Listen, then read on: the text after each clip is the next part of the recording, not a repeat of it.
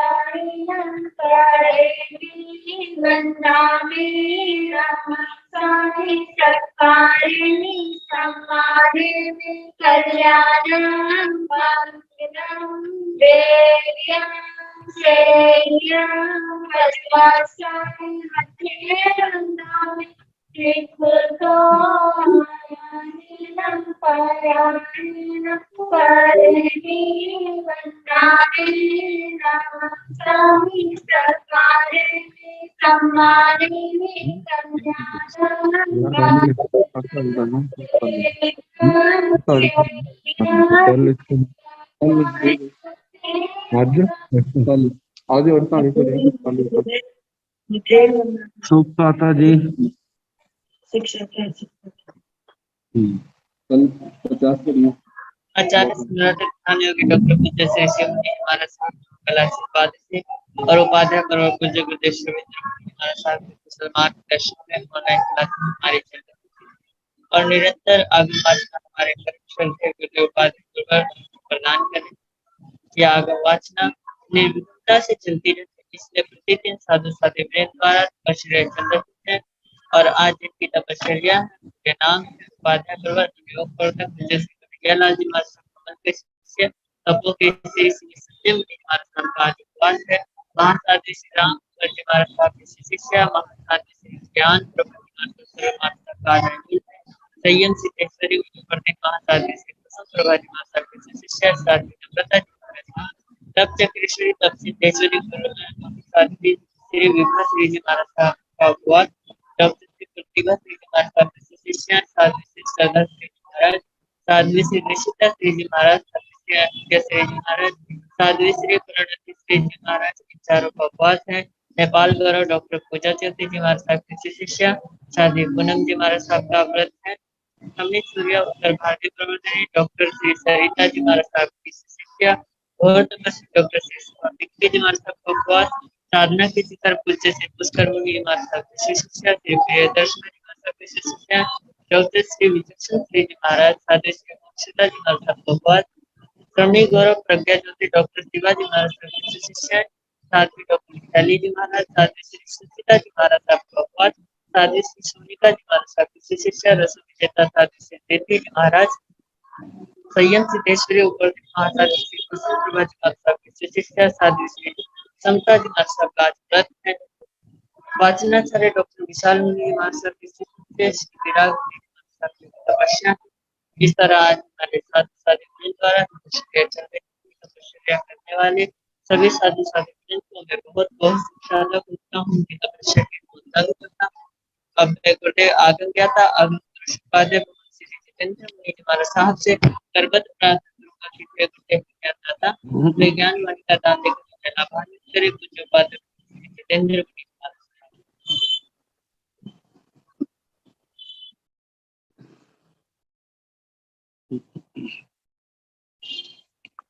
नमो अरिहंताण नमो सिद्धाण, नमो आयर्याण, नमो उवधायाण, नमो लोये समसाहुणं,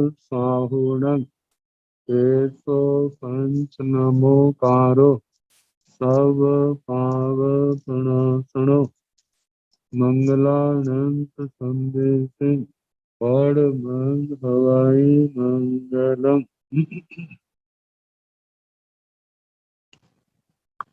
जिन शासन जिन वाणी सदा जयवंत हो, श्रमण संग सदा अविचल मंगल हो। मुक्ति को प्राप्त श्रमण भगवान महावीर स्वामी, उनकी परम पावन कल्याणी भागवती वाणी वाचक प्रमुख श्री इंद्र भूति गौतम आदि गणधर भगवान युग प्रधानाचार्य परम पूज्य श्री सुधर्मा स्वामी जी महाराज, उनकी परम पावन पाठ परंपरा वर्तमान आचार्य ज्ञान योगी परम पूज्य श्री शिव मुनि जी महाराज एवं गुरुजन सबके पावन चरण सोचों में मेरा अनंत अनंत वार वंदना नमस्कार। आगम परिषद में विराजमान वरिष्ठ मुनिराज, अन्य मुनिवृंद, परमादरणीय भगवती स्वरूपा महासाध्वियों,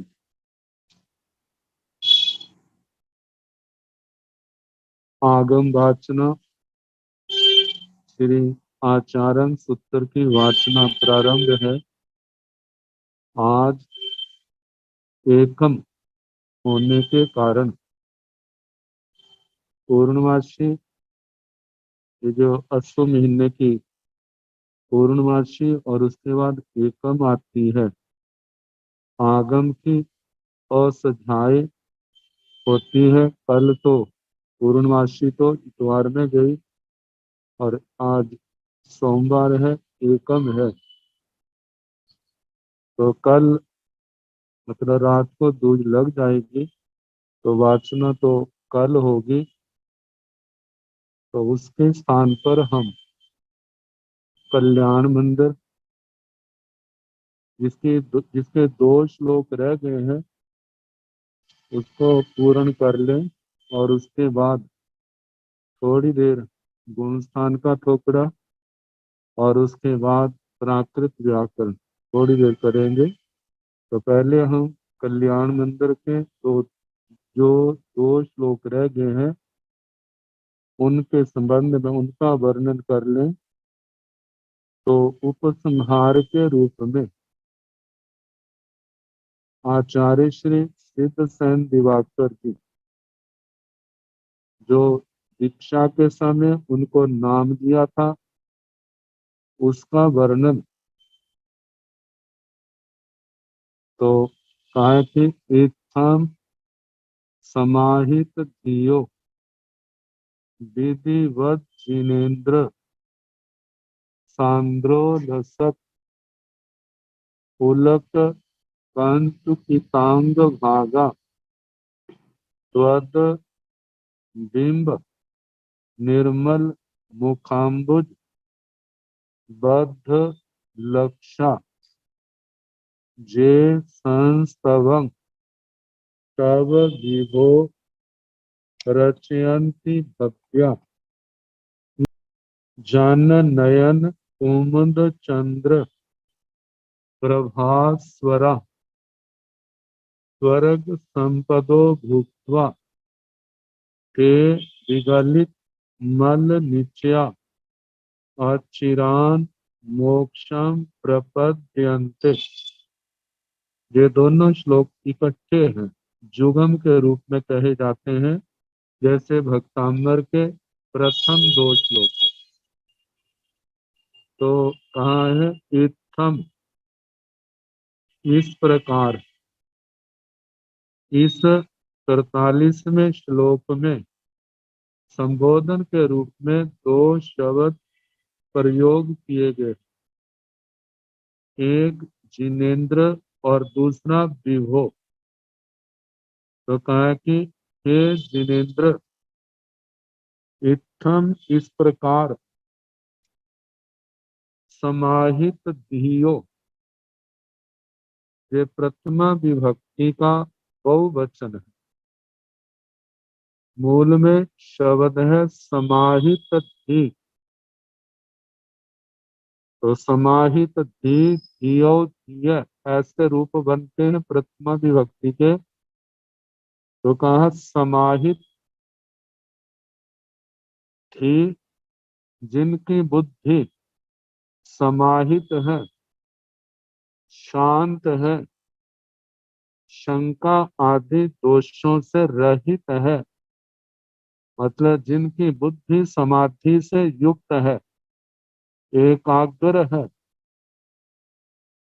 ऐसे लोग जो श्रद्धावान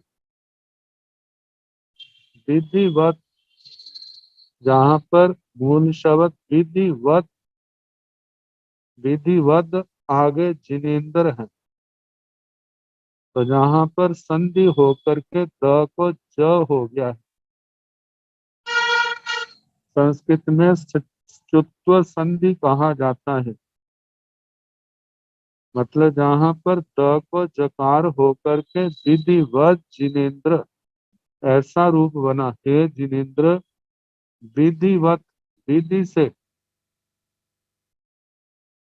समाहित भी हो, जिनकी बुद्धि समाहित है, शांत है, शंका आदि दोषों से रहित है। और आगे प्रमाय है सांद्रो लसत पुलक कंचुकितांग भागा। सांदर, सांदर कहाँ है कि गाढ़ रूप से,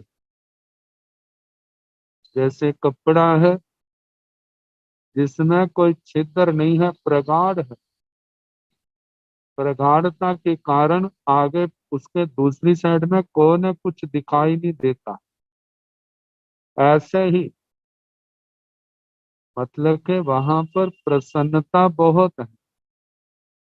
तो कहा है कि सांद्रो लसत, प्रगाढ़ रूप से, अत्यंत उलसत, जहां पर उल्लास है, आत्मा के अंदर प्रसन्नता का भाव है,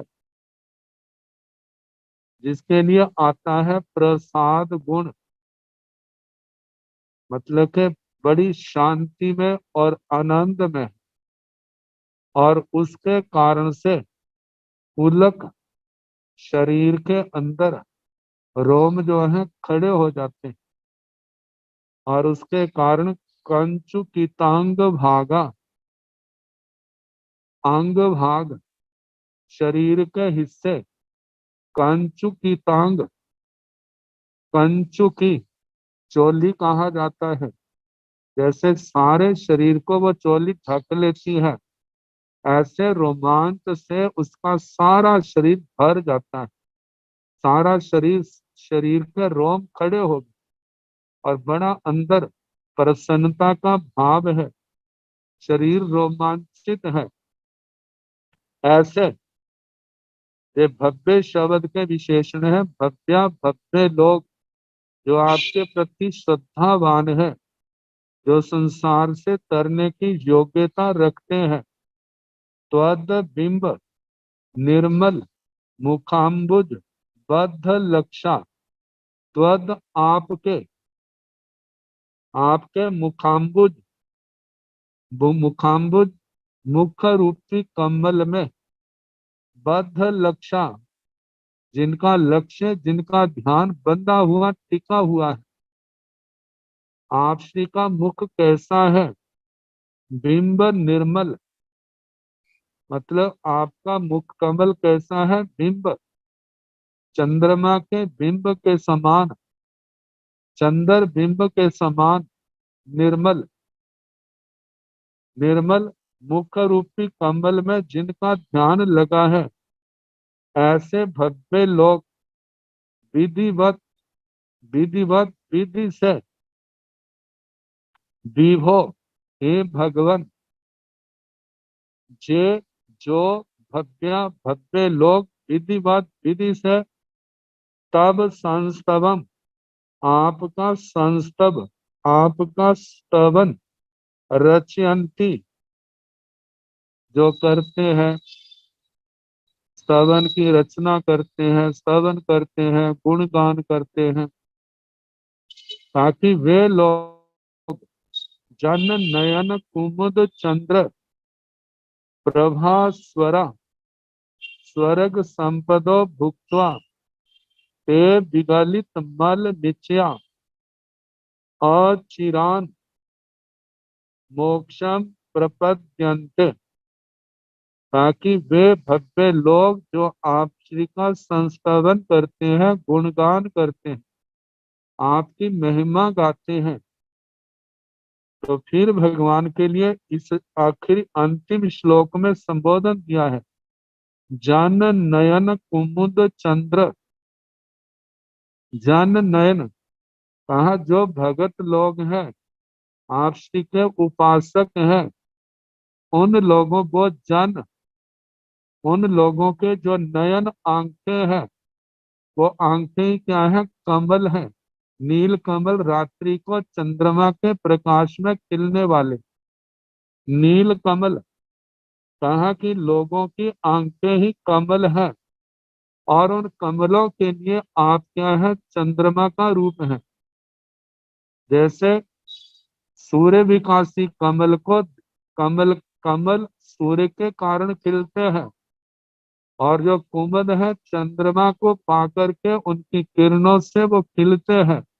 ऐसे ही भव्य लोग वो क्या है, कुमुद के रूप में है, और आपका संपर्क पा करके वे भी क्या होते हैं, खिल जाते हैं। तो ऐसे भव्य लोगों की आंखों के आंख रूपी जो कमल है, नील कमल है, उनके लिए चंद्र ऐसे है भगवान, प्रभास स्वरा स्वर्ग संपदो भुक्त्वा, ताकि वे भव्य लोग प्रभास्वरा स्वर्ग संपदो भुक्त्वा, स्वर्ग संपदो स्वर्ग की संपदाओं को भोग करके, उनका सेवन करके, ताकि वह स्वर्ग संपदाएं कैसी है, प्रभास्वरा, भास्वर पदार्थ उसको कहते हैं जिसमें से प्रकाश निकलता है, जिसमें से प्रकाश निकलता है उसको भास्वर कहते हैं।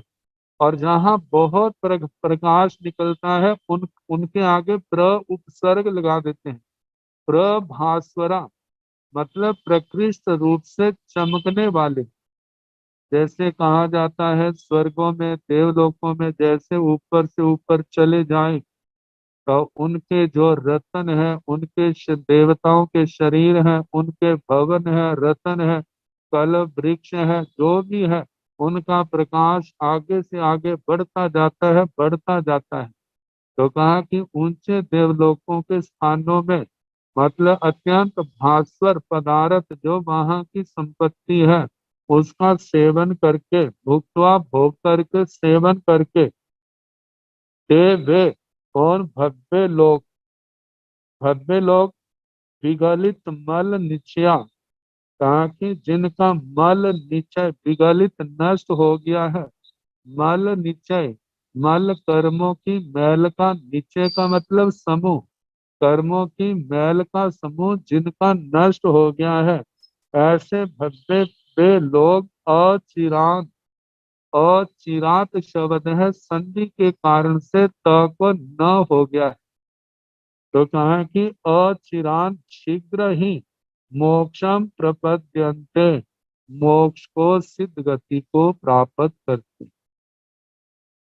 तो जहाँ पर प्रमाया है पहले श्लोक में, जहाँ पर भगवान को दो संबोधन दिए हैं, मतलब 43वें श्लोक में, और भव्य शब्द बे भव्य, मतलब जो आपके मार्ग पर चलने वाले हैं, जिनके अंदर संसार तरने की योग्यता है, ताकि वे लोग कैसे हैं, जिनके लिए एक विशेषण दिया, समाहित धियो, जिनकी बुद्धि शंका आदि से रहित है, शांत चित्त है। दूसरा कहा है कि भक्ति भाव से, प्रगाढ़ भक्ति भाव से जिनके शरीर के रोम जो है उतने रोमांचित है शरीर जिनका, और जिनका ध्यान आपके मतलब चंद्रमा के समान निर्मल आपके मुख रूपी कमल के ऊपर जिनका ध्यान लगा हुआ है, ऐसे भव्य लोग जो आपका हे भगवान संस्तवन करते हैं। तो आगे कहा है कि हे भगवान आप भव्य लोगों के आंख रूपी कमलों के लिए चंद्रमा का रूप है। तो कहा ऐसे हे भगवान वे भव्य लोग स्वर्गों की भास्वर संपदाओं का उपभोग करके और जहाँ पर मनुष्य जन्म पा करके इसी भक्ति मार्ग, इस संयम और तप के मार्ग पर, मतलब आपके इस वीतराग मार्ग पर चलते हुए समस्त कर्मों को क्षय कर देते हैं और वह जल्दी ही मोक्ष को प्राप्त कर जाते हैं। तो इस अंतिम श्लोक में जो कहा है कि कुमुद चंद्र इस शब्द से स्तुतिकार ने अपना नाम भी दे दिया है। जैसे भक्तांबर स्तोत्र में मान तुंगम, उस शब्द से भक्तांबर स्तोत्रकार ने स्तुतिकार ने अपना नाम दिया, ऐसे कुमुद चंद्र के नाम से अपन इस शब्द से अपना नाम उन्होंने दे दिया है। तो कहा जाता है आचार्य श्री वृद्धवादी जी ने जब इनको दीक्षा दी थी तो इनका नाम कुमुद चंद्र रखा, लेकिन इनका नाम जो प्रसिद्ध हुआ है वो पूर्व का ही नाम सिद्ध सेन, जैसे पहले नाम था वो ही नाम ज्यादा चला है। और दर्शन साहित्य के अंदर इनका सिद्ध सेन दिवाकर से ही जो ज्यादा प्रचलित है, प्रसिद्ध है। इस प्रकार ये कल्याण मंदिर स्तोत्र का समापन होता है। अब इसके आगे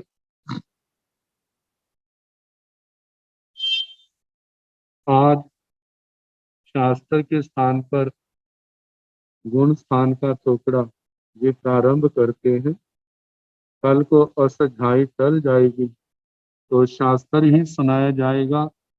फिर आगे बुधवार शनिवार को जैसा जैसा समय मिलेगा, जैसे कल्याण मंदिर थोड़ा थोड़ा सुनाते रहे, इसी प्रकार ये गुण स्थान का टुकड़ा जो है ये भी थोड़ा थोड़ा करके सुनाते रहे। तो गुण स्थान टुकड़े के जो है इसके कितने टुकड़ों में 28 द्वार है और कितने टुकड़ों में 29 द्वार है। 28 द्वारों में एक आकर्ष द्वार और बढ़ा दिया। आकर्ष द्वार कोई अप्रासंगिक है ऐसा नहीं, वो भी साथ मिल करके इस ज्ञान में वृद्धि करता है। तो गुण स्थान का श्लोक है, इसका मतलब जहाँ पर सारे का सारा गुण स्थान का ही वर्णन किया जाएगा। तो जैसे पहले द्वार का नाम द्वार है, दूसरा द्वार लक्षण है, तीसरा द्वार स्थिति। लक्षण द्वार में आता है किस गुण स्थान का क्या लक्षण है। स्थिति द्वार में आता है किस गुण स्थान की कितनी स्थिति है। चौथा गुण स्थान है क्रिया द्वार, जिसके अंदर वर्णन आता है किस गुण स्थान के अंदर 25 क्रियाओं की अपेक्षा से कितनी क्रियाएं पाई जाती हैं, इस गुण स्थान में कितनी क्रियाएं लगती हैं, कितनी क्रियाएं पाई जाती हैं। पांचवा सत्ता द्वार, सत्ता द्वार के अंदर बताया है कि इस गुण स्थान में कितने कर्मों की सत्ता है, 8 कर्मों को लेकर। कर्म ग्रंथ का जो दूसरा भाग है वहां पर तो 148 प्रकृतियों की अपेक्षा से भी बताया है, लेकिन जहां पर केवल 8 कर्मों का मूल रूप लेकर के ही बताया है, किस गुण स्थान में कितने कर्मों की सत्ता है। छठे द्वार में बंद द्वार, बंद द्वार में वर्णन आता है किस गुण स्थान में कितने कर्मों का बंद होता है। और सातवां द्वार है उदय द्वार। उदय द्वार का मतलब किस गुण स्थान में कितने कर्मों का उदय पाया जाता है। उदीर्णा द्वार, किस गुण स्थान में कितने कर्मों की उदीर्णा होती है। ये उदीर्णा द्वार जो कर्म स्वयं उदय में आते हैं उनके लिए तो उदय शब्द ही आता है। जो प्रयास विशेष से कर्म के उदय का समय तो नहीं, लेकिन कर्म के उदय से पूर्व ही जिन कर्मों को उदय में प्रयास विशेष से लाया जाता है उस उदय को उदीर्णा कहा जाता है। जैसे बस्तर सिया होता है, एक तो स्वयं उदड़ता है और एक को उधेड़ा जाता है। जो कर्म स्वयं उदय में आए उनके लिए तो उदय शब्द का ही प्रयोग किया गया है, लेकिन जो तपस्या के द्वारा या स्वयं परिसहों को सेना, ऐसा जो है कर्मों को प्रयास से उदय में लाते हैं, वहां पर उस वहां पर उदीर्णा कहा जाता है। तो इस प्रकार ये 8 द्वार हुए।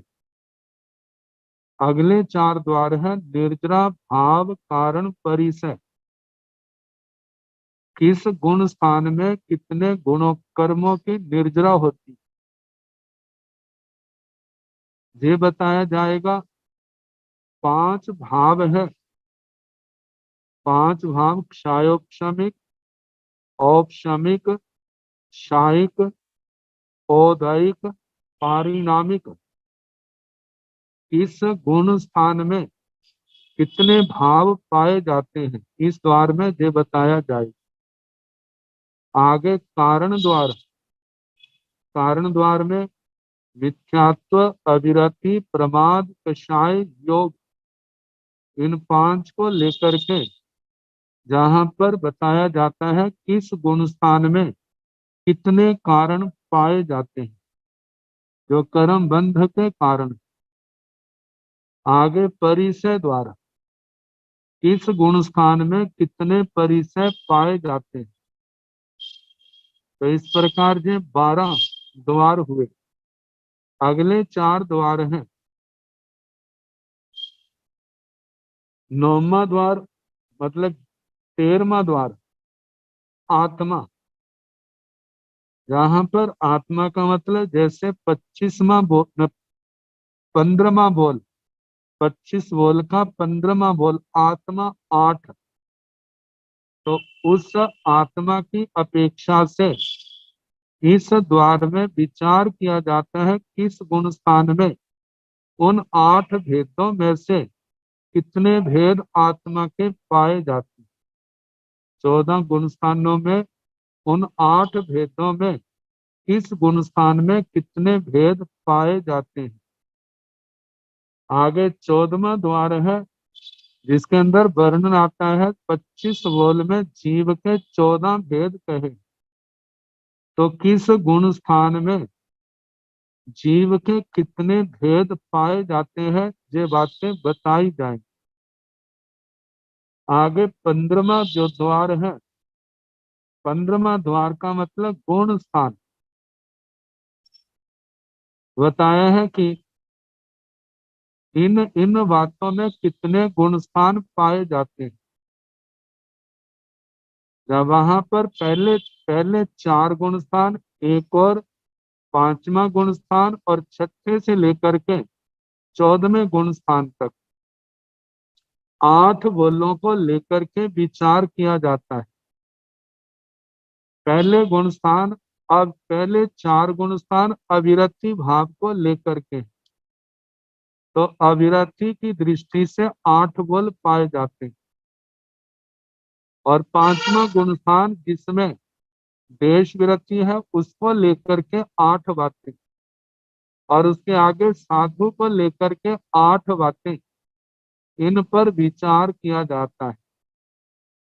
और बात रहते कितने गुण स्थान पाए जाते हैं, तीर्थंकर भगवान गोत्र का कितने गुण स्थानों में होता है, तीर्थंकर भगवान कितने गुण स्थानों का स्पर्श करते हैं, मोक्ष जाने वाला कम से कम एक भव में कितने गुण स्थानों का स्पर्श करता है, संसार अवस्था में कम से कम कितने गुण स्थानों का जीव मोक्ष जाने वाला गुण स्थानों का कम से कम स्पर्श करता है, इन सब बातों का इस 15वें बोल में विचार है। 16वां बोल है योग द्वार। 16वें बोल में योगों के संबंध में किस गुण स्थान में, जैसे 15 योग है, 25 बोल का 8वां बोल बोल योग 15, तो किस गुण स्थान में कितने योग पाए जाते। आगे 17वां द्वार है उपयोग द्वार, उपयोग 12 पाए जाते हैं। तो इन 14 गुण स्थानों में किस गुण स्थान में कितने उपयोग पाए जाते हैं। आगे 18वां है लेश्या द्वार, किस गुण स्थान में कितनी लेश्याएं पाई जाती हैं, इसका इसका वर्णन है।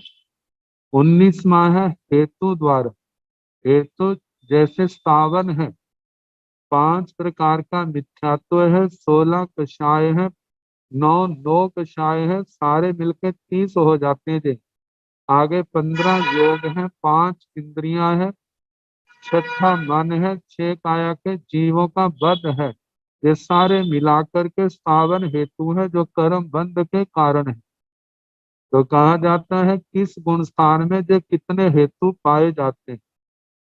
और 20वां द्वार जो है मार्गणा, किस गुण स्थान से किस गुण स्थान में जीव आता है, तो कहाँ से आता है, किन गुण गुण स्थानों से आता है, और किस गुण स्थान से जीव निकल करके कौन कौन से गुण स्थान में जाता है, ये मार्गण द्वार में इसका वर्णन है। अब इसके आगे 21वां जो 21, 22, 23, 24, 21वें बोल में ध्यान का वर्णन किया जाता है। किस गुण स्थान में कौन सा ध्यान पाया जाता है। जैसे 14 गुण स्थान है, तो 14 गुण स्थानों में कौन कौन से ध्यान किस किस गुण स्थान में पाए जाते हैं। आगे दंडक, दंडक 24 है, तो कहा जाता है कि 24 दंडकों में किस गुण स्थान में कितने दंडक जीव पाए जाते हैं, इसका विचार है। इसका ध्यान दंडक। आगे जीव जोनी, जीव जोनिया जो है 84 लाख हैं, तो किस गुण स्थान में कितनी जीव जोनिया पाई जाती हैं। आगे बताया है निमित्त, किस गुण स्थान का क्या निमित्त है। जैसे पहले गुण 4 गुण स्थान का निमित्त दर्शन मोनि है। आगे उसके आगे जो है 12वें गुण स्थान तक का जो निमित्त है वह चारित्र मोनि का उदय है। और 13वां 14वां उन गुण स्थानों का निमित्त योग है। अब इसके आगे बताया है चारित्र। चारित्र का मतलब किस गुण स्थान में कितने चारित्र पाए जाते हैं। जैसे 5 चारित्र हैं, 5 देश विरति है, किस किस गुण स्थान में इनका सद्भाव पाया जाता है। और उसके आगे आकर्ष, एक एक गुण स्थान एक जीवन में कितनी बार मिल सकता है, और अनेक जन्मों की अपेक्षा से वो गुणस्थान कितनी बार प्राप्त होता है। आगे समकित, किस किन गुण स्थानों में कौन सी समकित पाई जाती, सम्यक्त्व पाई जाती है, सम्यक्त्व के प्रकार, और उसके बाद किस किस गुण स्थान में कौन कौन सी सम्यक्त्व है। आगे 28वां द्वार है अंतर द्वार। अंतर द्वार का मतलब एक जीव एक गुण स्थान से निकल करके दूसरे गुण स्थान में चला गया। पुनः उसी गुण स्थान में आए तो वह कम से कम कितने समय के बाद आए और ज्यादा से ज्यादा कितने समय के बाद वह उस गुण स्थान में आ सकता है। तो इस प्रकार अंतर्द्वार गुण स्थानों का एक बार निकल करके पुनः उसमें आए तो कितने समय तक, कम से कम ज्यादा से ज्यादा कितने समय के बाद उस गुण स्थान में आए, इसका वर्णन है। और 29वां द्वार जो है जिसके अंदर अल्प बहुत्व का वर्णन है। अल्प बहुत्व का मतलब सबसे कम किस गुण स्थान में जीव पाए जाते हैं। अब इसमें ऐसा आता है कई गुण स्थान तो कितने गुण स्थान है जिनमें जीव सदा पाए जाते हैं और कितने गुण स्थान है जिनमें कभी जीव होते हैं और कभी नहीं होते हैं। 15वें गुण स्थान द्वार में इनके संबंध में देवी बताया जाता है। तो कहा जाता है समुच्चय को लेकर के कि इन 14 गुण स्थानों में जीव पाए जाते हैं तो कम से कम किस गुण स्थान में, उससे ज्यादा किन किन गुण स्थानों में, उससे ज्यादा किन गुण स्थानों में, उससे आगे कौन से गुण स्थान में, ऐसा अल्प बहुत्व का वर्णन किया जाता है। जैसे सबसे थोड़े 11वें गुण स्थान में जीव पाए जाते हैं, 12वें और 14वें गुण स्थान में उससे संख्यात गुणा है श्रेणी में 8वां 9वां 10वां, मतलब कि इन गुण स्थानों में उससे भी संख्यात गुणा पाए जाते हैं 12वें और 14वें से, और उसके बाद 13वें गुण स्थान में उससे संख्यात गुणा पाए जाते हैं, उससे आगे 7वें गुण स्थान में संख्यात गुणा, और उससे 6ठे गुण स्थान में संख्यात गुणा, 5वें गुण स्थान में असंख्यात गुणा, और उसके आगे दूसरे गुण स्थान में उनसे असंख्यात गुणा, तीसरे गुण स्थान में उनसे असंख्यात गुणा, और चौथे गुण स्थान में तीसरे से भी असंख्यात गुणा है। और कितनी जगह पर बताया जाता है जितने चौथे गुण स्थान में जीव है उनसे सिद्ध भगवान अनंत गुणा है, और उन सिद्ध भगवंतों से भी पहले गुण स्थान में रहने वाले जो जीव है सिद्ध भगवंतों से भी अनंत गुणा है। इस प्रकार अल्प बहुत को बताया जाता। तो इस प्रकार ये 29 द्वारों के नाम दिए। अब बात आती है गुण स्थान की परिभाषा क्या है। तो इसके संबंध में कहा जाता है दर्शन मोहनीय और चारित्र मोहनी के उदय और क्षोभशम से जो आत्मा में गुणों की हीनता अधिकता होती है उसको गुण स्थान शब्द से कहा गया है। वैसे शास्त्र में गुण स्थान के रूप में जीव स्थान का प्रयोग किया है। संवायंग सूत्र में आता है 14 जीव थाना पड़ता, संसार के अंदर 14 जीव के स्थान हैं। तो वो जो है उनके स्थान पर कौन कौन से हैं, तो वहां पर यही कहा है कि जैसे मिथ्या दृष्टि, शास्वादन, मिश्र दृष्टि, अविरत सम्यक दृष्टि, देश विरति, प्रमत संजत, अप्रमत संजत, निवृत्तिवादर और निवृत्तिवादर, सूक्ष्म संप्राय, उपशांत मौन्य, क्षीण मौन्य, सहयोगी केवली, अयोगी केवली। तो कहा जाता है संसार से आत्मा ने सिद्ध गति को जाना है। जैसे एक मंजिल से दूसरी मंजिल में जाते हैं तो कहा जाता है व्यक्ति को सीढ़ी का सहारा लेना ही पड़ता है। इसी प्रकार संसार से मिथ्यात्व से लेकर के सिद्ध अवस्था तक जाने वाले जीवों का जो वर्णन है उनको इस गुण स्थान की इस सीढ़ी से होकर के जाना पड़ता है। तो जाने वाली आत्माओं का ही, उनकी ही आत्मा की नाना दशाओं का वर्णन रहा इन गुण स्थानों के अंदर है। तो बताया जाता है कि इस क्षोभशम के कारण से उदय और क्षोभशम के कारण से जो आत्मा के अंदर गुण दोष पैदा होते हैं वो जो गुण दोष है उन्हीं को गुण शब्द से कहा है। तो वो गुण अब अलग अलग स्थानों के जो गुण है और उनके जो स्थान है वो जीव के अंदर ही, जीव ही उन गुण दोषों का स्थान है। तो इस जीव के लिए है गुण स्थान का वर्णन, जीव के लिए गुण स्थान कह दिया। तो इस प्रकार कहा है कि जे गुण स्थान जिनमें पहले चार जो गुण स्थान है उनका जो निमित्त है दर्शन मोहनीय है। पांचवें से लेकर के 12वें गुण स्थान तक गुण स्थानों का निमित्त चारित्र मोहनीय है। 13वें और 14वें गुण स्थान का निमित्त जो है वह योग है, मन वचन काया। इनको लेकर के उन दो गुण स्थानों का भी नामकरण हुआ है सहयोगी अयोगी। अब इनमें पहला गुण स्थान,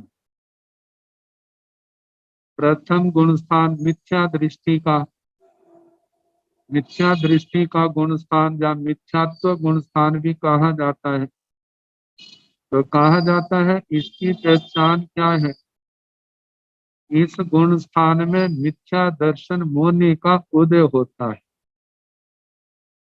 और मिथ्या दर्शन मोनि के उदय के कारण से आत्मा को सत्य की प्राप्ति नहीं होती। कल्पना करें यदि आत्मा के सामने सत्य आए भी तो इस मिथ्यात्व के कारण से उस सत्य के प्रति आत्मा को रुचि पैदा नहीं होती। जब बुखार तीव्र होता है तो जैसे खाने के प्रति रुचि नहीं होती, इसी प्रकार इस गुण स्थान में मिथ्यात्व के कारण से आत्मा के अंदर जो सत्य है, सत्य है उसके प्रति रुचि नहीं होती। तो कहा जाता है कि सत्य क्या है? सत्य की संसार के अंदर अलग अलग परिभाषाएं देते हैं, लेकिन हमारे तो कहा जाता है जिन शासन में सत्य को पूर्ण रूप से जानने वाले कौन है? कहा जाता है अरिहंत परमात्मा, जिन्होंने घाती कर्मों को क्षय करके केवल ज्ञान केवल दर्शन पाया है और जिसके कारण से आत्मा सर्वज्ञ सर्वदर्शी इन नामों से कहा जाता है। जो सब कुछ जानते हैं, सब कुछ देखते हैं, उनके द्वारा जो कुछ कहा जाता है वह पूर्ण सत्य है, जिसके लिए कहा जाता है तामेव सच्चं निशंकं जंग जिनेहि पवेय्य। तामेव सच्चं निशंकं, कहा कि वह ही सत्य है, निशंक है, मतलब सत्य है और जिसके अंदर कोई शंका नहीं है। वह कौन? जंग जिनेहि पवेय्यम, जिसकी प्रवेद जो जिन भगवंतों के द्वारा प्रवेदित है। प्रवेदित का मतलब उपदिष्ट है, प्रतिपादित है, कथित है, जिसका वर्णन अरिहंत भगवंतों ने कहा है। जो उन्होंने कहा है वह पूर्ण रूप से सत्य है, क्योंकि जैसा जैसा उन्होंने कहा वो पूर्ण रूप से सत्य है, तो उनके वचनों को उसी रूप में मानना जैसा भगवान ने कहा है, कहा उन वचनों को वैसा ही मानता है, तो उस जीव के लिए सम्यक दृष्टि का शब्द का प्रयोग हुआ है। और जो उन बातों को नहीं मानता, और नहीं मानने वालों में एक तो वे है जो पूर्ण रूप से नहीं मानते, कोई आधा अधूरा मानते हैं, और कई एक ऐसे जहां तक कहा है कि अक्षर का अनंतमा हिस्सा भी उसके प्रति कोई और श्रद्धा प्रकट करता है जो अरिहंत परमात्मा ने कहा है। वो ऐसे जीवों को भी प्रथम गुण स्थान के अंदर ही ग्रहण किया जाता है। जैसे निंदवों का वर्णन आता है, निंदव और तो सब कुछ वैसा ही मानते हैं, लेकिन एक बात को लेकर के उनका मत भेद हो जाता है। उस मत भेद के कारण से ही कहा जो जीव छठे सातवें गुण स्थान में होते हैं वो ही मिथ्यात्व के उदय से प्रथम गुण स्थान में आ जाते हैं। तो इसलिए कहा जाता है पहला गुण स्थान जिसके अंदर मिथ्या मिथ्या दर्शन मोनि का उदय नियमित पाया जाता है, और जिसके कारण से अरिहंत परमात्मा के द्वारा जो कहा ज्ञान उपदिष्ट निर्ग्रंथ प्रवचन है उसके प्रति उन जीवों को श्रद्धा नहीं आती। रुचि पैदा नहीं होती। जैसे बताया, जब बुखार तीव्र हो उसको भोजन के प्रति रुचि नहीं रहती, इसी प्रकार उस सत्य के प्रति भी उनको रुचि पैदा नहीं होती।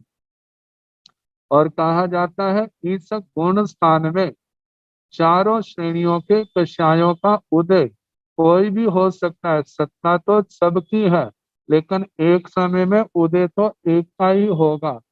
कहा कि अनंतानुबंधी कषायों का भी उदय हो सकता है, अप्रत्याख्यानी कषायों का भी उदय हो सकता है, प्रत्याख्यानावरण कषायों का भी उदय हो सकता है, संज्वलन के कषायों का भी प्रथम गुण स्थान में उदय हो सकता है। क्योंकि प्रथम गुण स्थान में चारों प्रकार की आयु का बंध होता है। जिस समय अनंतानुबंधी कषायों के उदय में आयु का बंध हो तो नियम रूप से नरक आयु का बंध होता है। और जो मिथ्या दृष्टि जिनके अप्रत्याख्यानावरण अप्रत्याख्यानी कषाय उदय में है, इन कषायों के उदय में जो आयु का बंद करते हैं, तभी मिथ्या दृष्टि त्रियंच आयु का बंद करते हैं।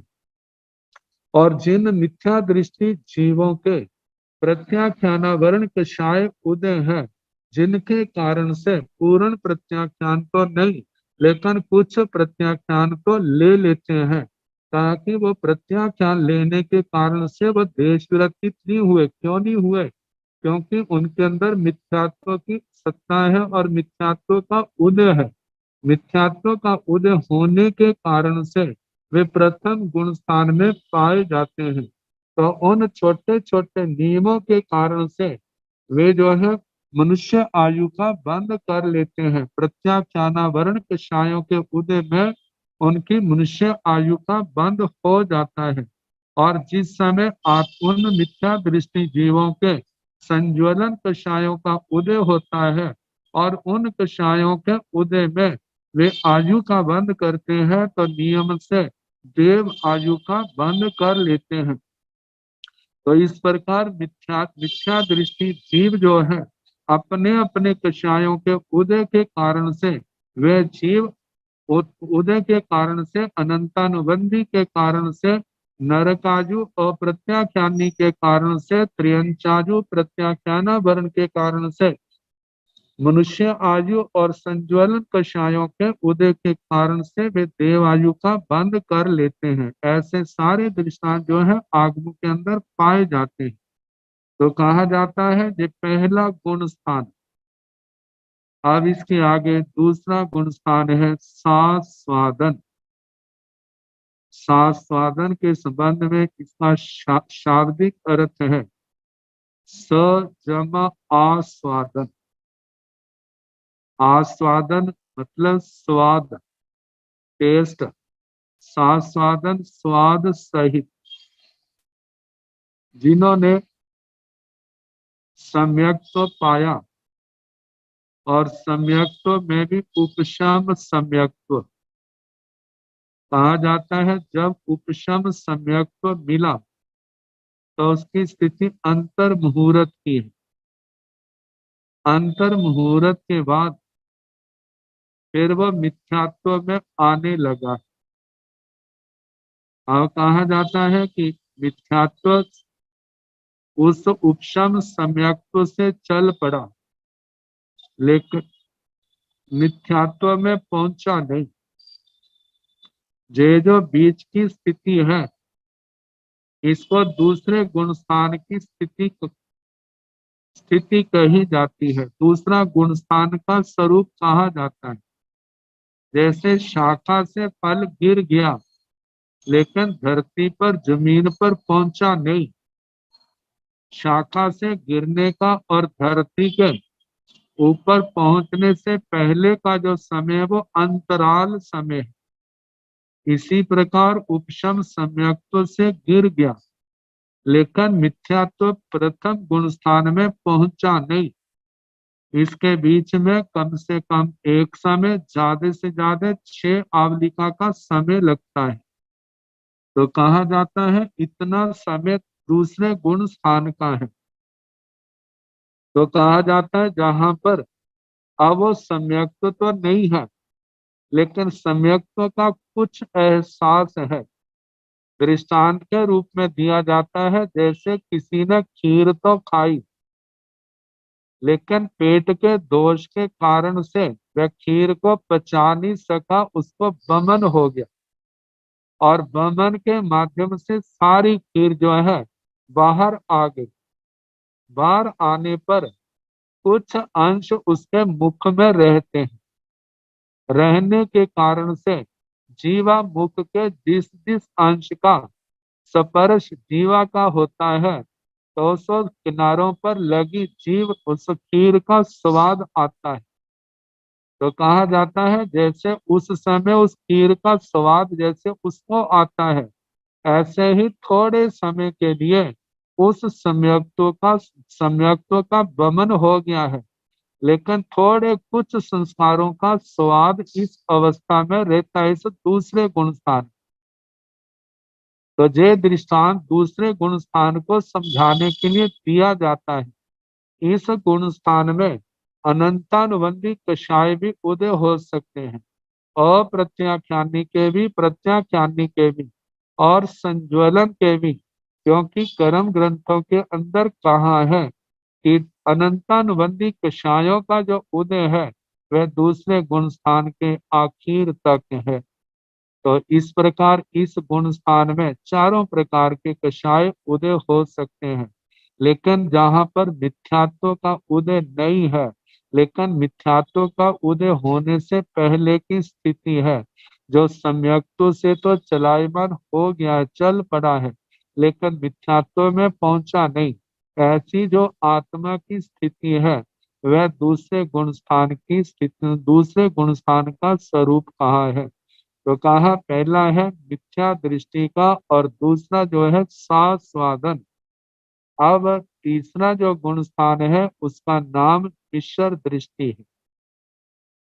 मिश्र दृष्टि, और इसका ऐसा भी कह देते हैं सम्यक मिथ्या, मतलब सम्यक मिथ्या दृष्टि गुण स्थान, मतलब जहां पर सम्यक्त्व का भी अंश है और जहां पर मिथ्यात्व का भी अंश है, दोनों के अंशों की सत्ता और उदय होने के कारण से इस गुण स्थान को मिश्र दृष्टि नाम दिया गया है।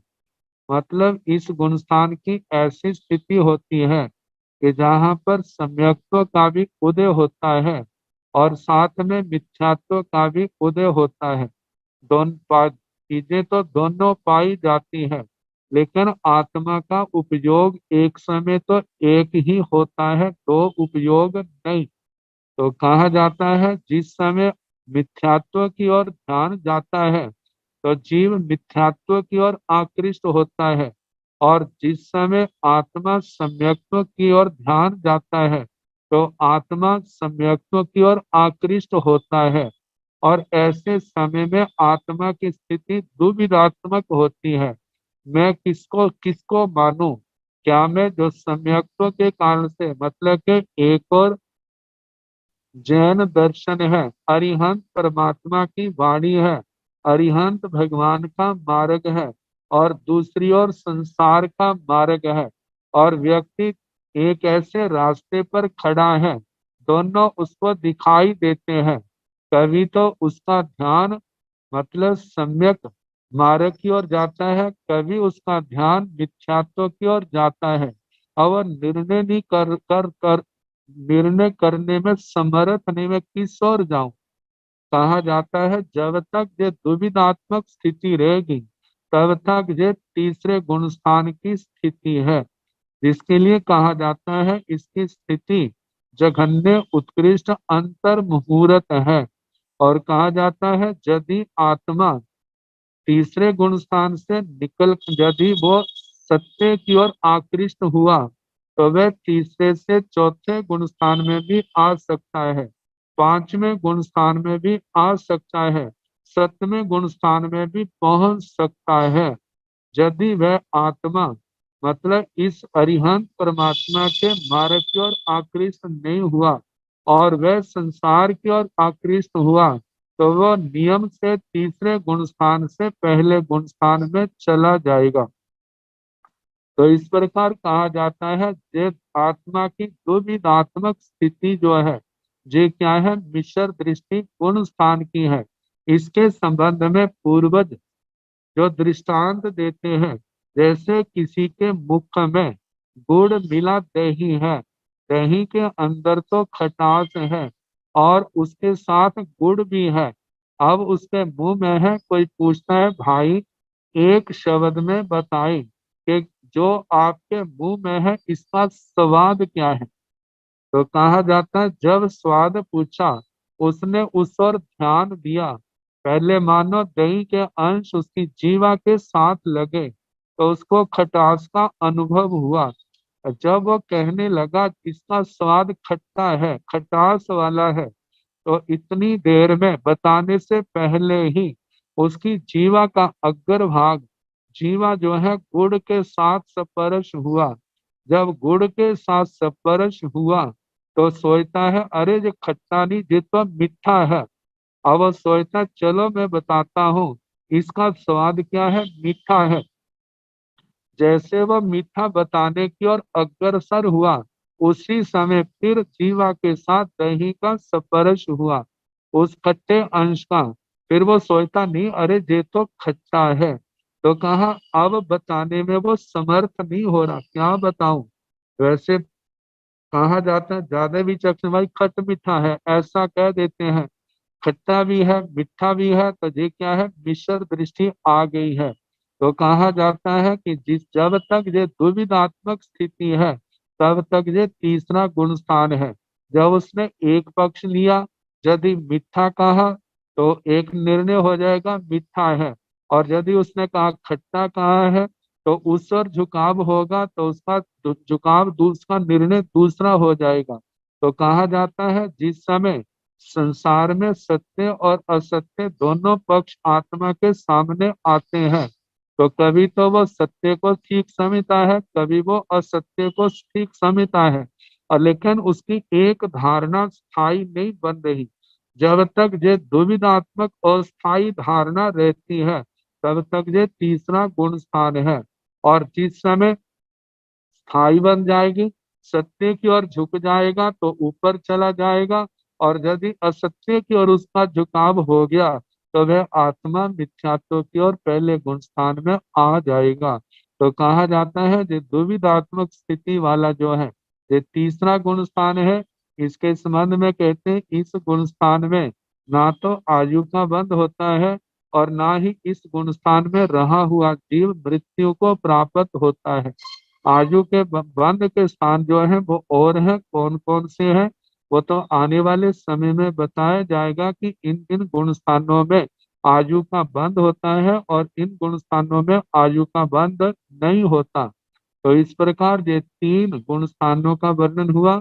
अब आगे जैसे समय होगा चौथे गुण स्थान का वर्णन किया जाएगा। नमो अरिहंताण, नमो सिद्धाण, नमो आयर्याण, नमो ओवध्यायान, नमो लोये सब साहुण, एसो पंच नमो पारो सब पावसनासनो, मंगलानंत सम्मेसिं पाड़मं भवाई मंगलम, श्री चतारि मंगलम हरिहंता मंगलम सिद्धा मंगलम साहु मंगलम, केवली मनतो धम्मो मंगलम चतारि वगुतम, हंसा लोगोत्तम, सिद्धा लोगोत्तम, साहु लोगोत्तम, केवली मनोतो धम्मो लोगोत्तम, चतारि शरणं प्रवज्जामि, आर्यहन्ते शरणं प्रवज्जामि, सिद्धे शरणं प्रवज्जामि, साहु शरणं प्रवज्जामि, केवली मनोतं धम्मं शरणं प्रवज्जामि। चार शरणी सुख करने दुख करने दुर्गा करने और शरणों नहीं कोई, जो भव प्राणी आश्रय सबको अतीव जथा